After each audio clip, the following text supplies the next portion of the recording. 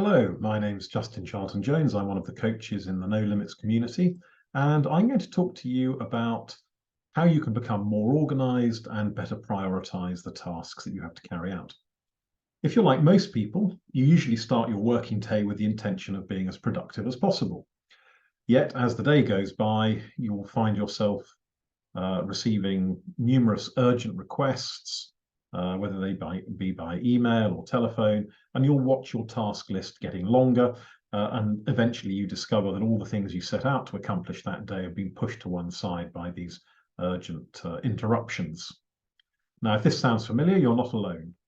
And if you don't have a process for prioritizing tasks at work, it can sometimes feel as though you're continually playing catch up. However, there are a number of things you can do to increase your productivity, meet your deadlines, and better manage your time. And I'm just going to describe now these four approaches. So the first one is create a task list.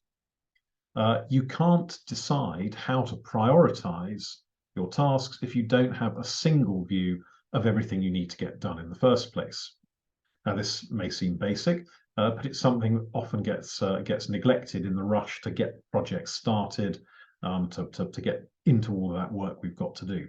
So instead of doing that, take time to write down what you need to work on across all of your projects, and if necessary, break down bigger tasks into subtasks. Once your tasks are all listed out, then you can add information such as roughly how much time do you think each one is going to take to complete, how important and or urgent are they, is there a deadline by which they have to be completed.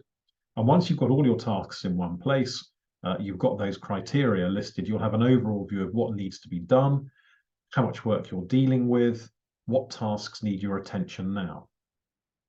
Now, don't worry about organizing your tasks just yet, just get them all written down to start with. And creating this master list of tasks is a crucial first step in terms of getting yourself organized. So once you've understood exactly what tasks you've got in front of you, the things that you need to do, you need to think about prioritizing. And how you ultimately prioritize is going to depend on the nature of your job and your personal work style. But there are a number of different approaches and methods that might work for you. And let's have a look at some of them. So the first one is eat the frog. You've probably heard of this. Eat the frog is not a literal suggestion, but it's an approach based on a quote from Mark Twain, who said, if it's your job to eat a frog, it's best to do it first thing in the morning. And so what that has been, what that translates to in the world of work is the frog is usually a big or complex task. It's usually something that you don't really want to do. It's the thing you'd put off if you could. And the key thing is you eat that frog, you do that task first thing in the morning before you do anything else within the day. Because once you've eaten your frog, then you have the satisfaction of knowing you've done the worst thing that you had to do that day already, and you can spend the rest of the day feeling considerably less stressed, because the most important job you needed to do, the most unpleasant job, has already been completed. But conversely, if you don't eat the frog first thing, it's going to sit there all day reminding you that you haven't eaten it and preying on your mind. So eat the frog. That's the first approach for prioritization. The second is something called the Eisenhower decision matrix. And this is an approach that was developed by General Dwight Eisenhower when he was in command of the Allied forces during the Second World War. And he used it also whilst he was president. This approach was very simple. It was about deciding what was important and what was urgent. And you create a quadrant with important up one side on one axis, urgent along the other. And what you then look at is what is important and urgent. That's the stuff you need to do now. What is important but not urgent? Things that you need to plan to do.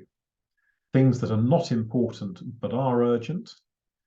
These are things that possibly you might be able to delegate. And finally, what have you got in your list that is not important or urgent? Because ideally, these are things you should just get rid of. And it's a great tool for prioritization.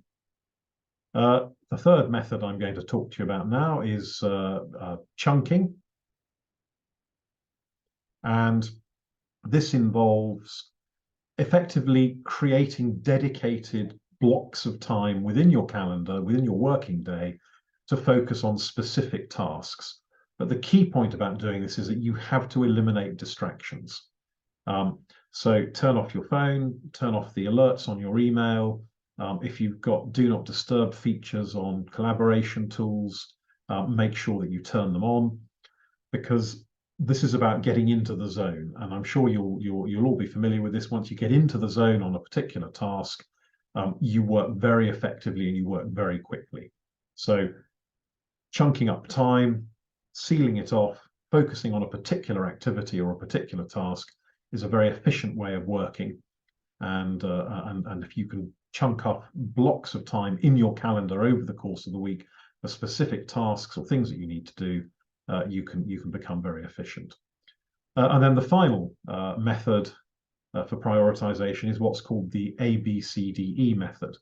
And this is rather like exams. Effectively, it's about giving grades to your tasks. A means it's very important. E means it's not important at all. In fact, you should eliminate it if possible. And so to use the ABCDE method, you take that task list you've created, you assign each task a letter value according to its level of importance. A are the most important, they're top priority, and the E tasks are very low priority. And then you tackle them accordingly. And this method offers a very quick way of weighing the importance of different tasks, identifying the highest priority ones. And these typically are also the tasks that are going to make or break your success at work. Sometimes you can combine this with the eat the frog approach.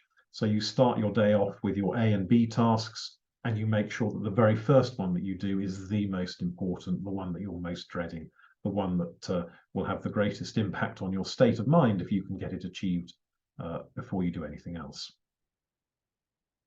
Then a couple of other points about prioritization and efficiency. Use a calendar tool to schedule your tasks. If this works for you, make sure that you break your task up into specific start times and end times. And if there are individual elements of the task, then you can allocate specific times to complete each of these, so that when you log into your diary each day, you can see all the things you need to do and the time periods that you've set out in order to actually complete the tasks that you've got. And the final point I want to make is about communication with the rest of your team. Don't forget to communicate with teammates who might be waiting for you to complete a particular task, or who might want some of your time because they've got questions to ask you, they need some help, or whatever it might be. You can cut down on the likelihood of them interrupting you with a question or a request by proactively giving them status updates. So letting them know what progress you've made on the task, when you're planning to complete a particular project, if there are any problems, barriers that have come up. If you do this, instead of constantly responding to their requests for information, you can keep them at arm's length and you can focus on doing your work productively and efficiently. So just remember, prioritized work is productive work. If you prioritize your work, you can increase your productivity, better manage your time, and also feel confident that you'll hit your deadlines every time. So good luck, and thank you for listening.